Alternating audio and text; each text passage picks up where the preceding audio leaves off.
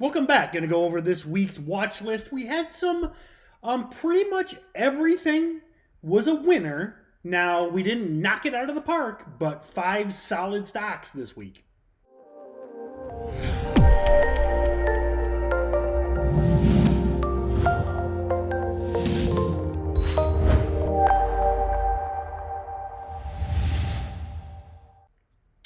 So welcome back, everyone. I'm going to go over the 5 stocks to watch from last weekend. And I want to talk about a little bit of a technical analysis as well, because I think, something on Fannie Mae, FNMA, something with trading is you're never done. Nobody has ever mastered this craft, okay? You have to constantly be refining your skills, looking to improve, looking for mistakes that you have possibly made. And in my mind, I might have kind of missed something on FNMA, and I want to talk about that. Even though the trade worked, I feel like maybe I got a little more excited than I should have last weekend because of not looking at multiple time frames. So a book that I highly recommend is Brian Shannon's Technical Analysis Over Multiple Time Frames. So we actually, in StocksToTrade Pro, you can check out StocksToTrade Pro below. It's the mentorship program where I do twice daily webinars. And some days I even do 3 webinars. But we recently, did a series where we broke this book down over 5 webinars. And we just did it. And then I made a mistake and kind of overlooked multiple time frames on Fannie Mae. So if you remember last week, this spiked huge on Friday, broke that $2 level on Friday. Last Friday, it went from 180s, went through 2, which was what got me excited. And let me bring up the 10-day chart here just to show you. So last Friday was this move right here, big move, pulled back a little bit, but then closed at 250, which was above the 50, the breakout, that $2 breakout on the 1-year chart, which the 1-year, 1-day chart, my favorite chart. Okay, every stock, I always look at the 1-year, 1-day, and you can see, you're like, wow. I mean, I'm assuming if you've done a little technical analysis, you can see that level was a $2 break from this time last year. It spiked into that in August, September, failed, spiked into it earlier in January, failed, and then the key is it broke on Friday on big volume through that level. That's what put it on my radar. That's what it put it on a lot of traders' radar, and that's where I got excited. Now, at the end of the day, this trade did work, okay? A lot of STT Pro members, we were talking about this Monday. Every week, I'm in chat at 7 a.m. Every week, every day, I'm in chat at 7 a.m. And we were talking about this as a possible move into that morning rush. And sure enough, Monday morning, it went from 250 to 3, then faded. A lot of people took the trade, did well. I was expecting way more than 3.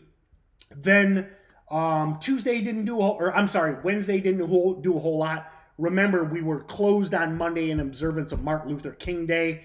So if I mess up my days, cut me some slack. So Tuesday was the day it spiked from 250 to 3. Wednesday didn't do a whole lot. And then last night had another big break into that 3 level. Struggled with it all day today. It closed at 298. Decent week, up 20% on the week, but this is the lesson, and this is what I overlooked. I didn't go back on the chart. This stock has a history of spiking. It spikes a lot, many times through the years. I've traded. I think we were trading this thing in 2007, 2008, back in the financial crisis and the mortgage crisis. So here's the mistake I made, right there. That resistance level from the beginning of 2017 all the way until basically the end of 28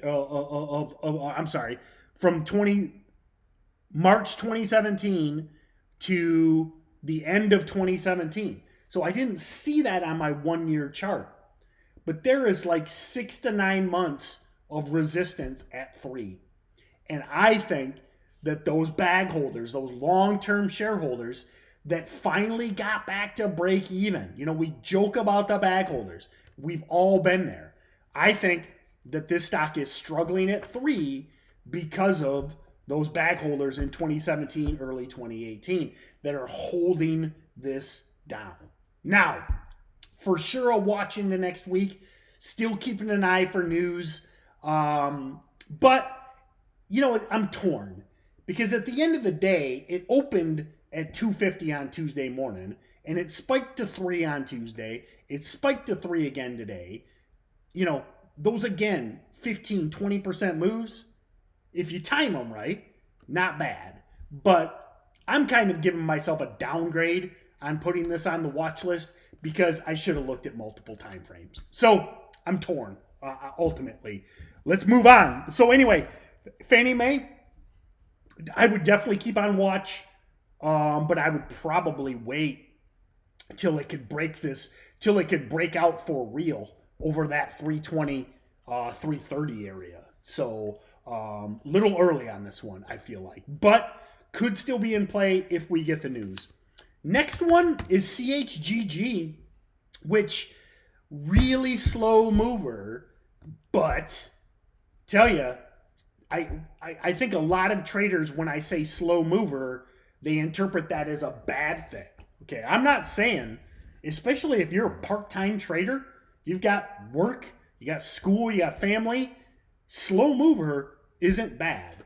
So CHGG ended up a decent trade on the week. Let me jump to the 5-day chart and opened on the 22nd, opened Tuesday at 33, was as high as the high, almost 35.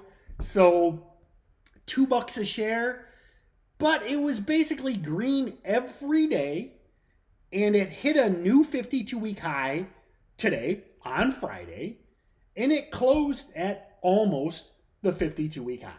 So, in summary, I still like CHGG. They do have earnings coming up soon. I saw February 11th. So, this might just keep slowly creeping into earnings. I mean, February 11th is only a couple weeks away. So, slow mover, it's not always a bad thing. I like the move today. Again, I like a new 52-week high and a close at or around the highs. GLUU was, hey, you can't get them all. GLUU, we were all over this for weeks on that breakout from 8 to 9. It closed near 52 weeks on Friday, had higher hopes, really kind of went nowhere. But, go back on your watch list. We first brought this, GLUU has been on our watch list basically every time it breaks out. This thing's been on the watch list probably 6 or 7 times through the years and has done well. We first spotted it right here in the 830s, and it went 978. But then today, or this week, I should say, kind of a lackluster week. But I tell you, I'd set an alert. I'd keep this on your radar for new 52s. I didn't look up when earnings are on GLUU. Remember, we are in earnings season. If you're swing trading these stocks, know your earnings dates. Little tip, during earnings season, if I'm swinging a stock, I write the earnings down on a Post-it and I stick it on my monitor. Don't forget your earnings dates. You don't want to be long or short a stock into earnings. Don't forget. Cron and CGC, decent weeks. Cron is choppy, but it did hit 670s. Again, did hit 52s. I actually filled in for Tim Sykes on a webinar this week, and we looked to get short this. Even though I was bullish on the watch list, we live on a webinar, we talked about the green to red move on Wednesday right here. And when it went red on the day at 15, went to the lows of, I believe, 1408. So it was a solid short on Wednesday, but then what's it do yesterday? Re-breaks out. What's it do today? Back to 1675. So even though intraday it was an okay short, I tell you, be careful shorting these weed stocks. Again, I talked the Tim Sykes challenge through that short on Wednesday, and it worked for $1 a share, but don't overstay. You overstay, you wake up to a gap up, and then the next day you wake up to another gap up and it's new 52-week highs. So Cron, decent close, but CGC much better. I kind of grouped these together. CGC, big move today. You can see it kind of had a building wedge all through the week. Broke that wedge today, broke out, hit new highs on the week, and is getting ready to break 50. So Cron probably won't stay on the list, but CGC is for sure in play. So let me know, comment below. Did you trade any weed stocks? Again, I'm always looking for ideas. Comment below with your favorite ticker for next week. And you'll notice my garb. It's like -15 wind chill in Michigan as I record this. If you're in the Midwest, stay warm out there. I'm trying. I'm all bundled up. So have a great weekend. Keep an eye on your inbox on Sunday for the new watch list. If you're not on the watch list, be sure go below StocksToTrade.com/watch list and get signed up today. Tomorrow, before Sunday, you'll have it straight in your inbox. And have a great weekend, everyone. Stay warm, and we'll see you next week.